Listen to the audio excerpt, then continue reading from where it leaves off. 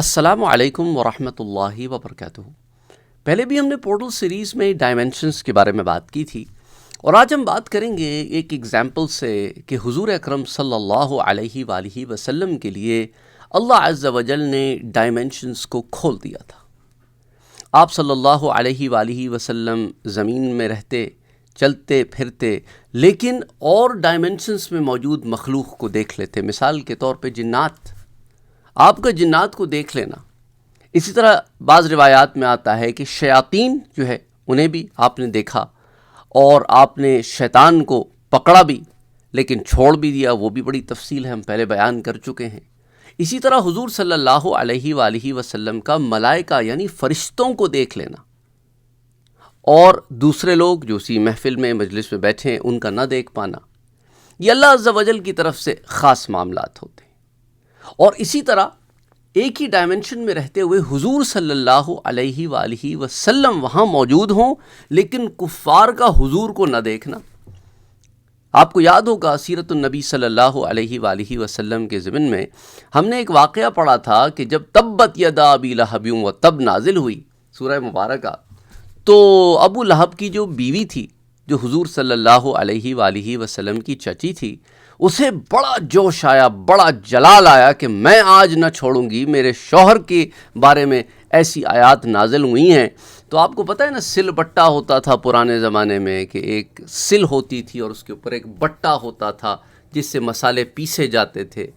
تو وہ جو بٹا ہوتا ہے پتھر کا ہوتا ہے، وہ اٹھا کے نکلی گھر سے کہ آج میں استغفر اللہ العظیم حضور صلی اللہ علیہ وآلہ وسلم پر حملہ آور ہوں گی اور اس بٹے سے حملہ کروں گی۔ تو جب وہ داخل ہوئی ایک جگہ پر جہاں حضور صلی اللہ علیہ وآلہ وسلم اور سیدنا ابو بکر صدیق رضی اللہ تعالی عنہ بیٹھے ہوئے تھے، تو وہ حضور کو نہ دیکھ سکی صلی اللہ علیہ وآلہ وسلم، اور حضرت ابو بکر سے پوچھنے لگی کہ این محمد، کہ محمد کہاں ہے؟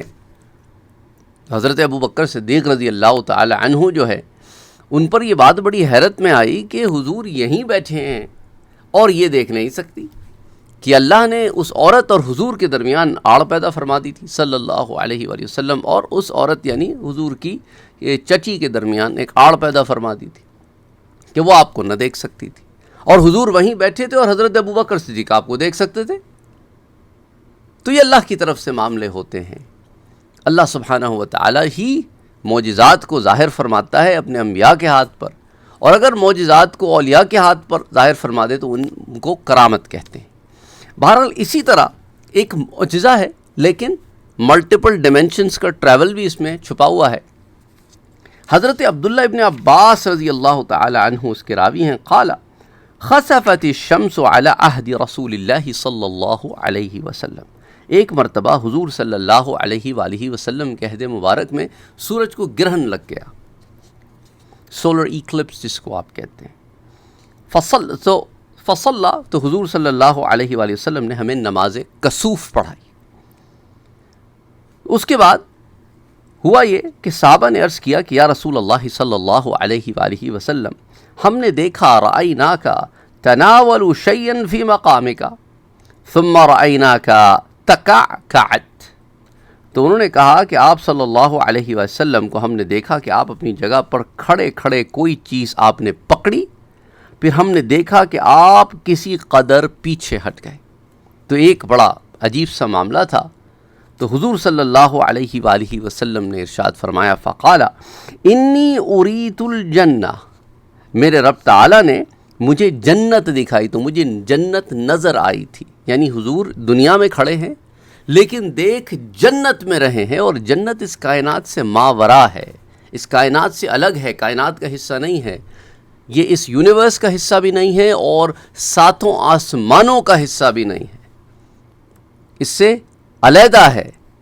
تو حضور نے کیا فرمایا کہ مجھے جنت دکھائی گئی، مجھے جنت نظر آئی تھی، تو میں نے اس میں سے ایک خوشہ پکڑ لیا، یعنی فرمایا کہ پکڑ رہا ہوں، پکڑنے کے بارے میں سوچا نانا۔ کچھ لوگوں کو مغالطہ لگا ہے، وہ کہتے ہیں کہ حضور کو تصویر دکھائی گئی، شبیہ دکھائی گئی۔ مجھے بتاؤ، اگر میں بہترین پینٹنگ کسی بھی شے کی لا کے آپ کے سامنے رکھ دوں تو کبھی بھی آپ پینٹنگ کے اندر ہاتھ ڈال کے اس شے کو پکڑنے کی کوشش نہیں کرو گے۔ جھرنا بہہ رہا ہو تو آپ پینٹنگ میں ہاتھ ڈال کے پانی نہیں لوگے۔ پھل رکھے ہوں تو آپ پینٹنگ میں ہاتھ ڈال کے پھل نہیں نکالو گے، پینٹنگ ہے، شبیہ ہے۔ ٹی وی میں کبھی ہاتھ ڈالا ہے آپ نے؟ نہیں ڈالا نا، کیونکہ آپ کو پتہ ہے کہ وہ عکس ہے۔ یہاں حضور صلی اللہ علیہ وآلہ وسلم اسے پکڑ رہے ہیں، تو پکڑا تو اس شے کو جاتا ہے نا کہ جو اصل میں موجود ہو، نہ کہ جو تخیل میں ہو، جو خیال میں ہو۔ تو میرے پیارے نبی صلی اللہ علیہ وآلہ وسلم کے معجزات کو لوگ ان کے لیول سے نیچے پتہ نہیں کیوں کرنے کی کوششوں میں لگے رہتے ہیں۔ میرے رب تعالیٰ نے اپنے پیارے نبی، اپنے حبیب کو ایک اعجاز عطا فرمایا ہے، ایک معراج عطا فرمائی ہے، ایک معجزوں کی ایک دنیا عطا فرمائی ہے۔ سمجھ آ رہے ہیں آپ؟ ایک آدھ دو معجزے نہیں ہیں، کئی سو میں معجزے عطا فرمائے۔ تو حضور کا اعجاز ہے، حضور کا معجزہ ہے یہ کہ حضور نے فرمایا کہ میں نے اس میں سے ایک خوشہ پکڑ لیا۔ اللہ اکبر، اگر اسے توڑ لیتا تو تم رہتی دنیا تک اس سے کھاتے رہتے اور وہ ختم نہ ہوتا۔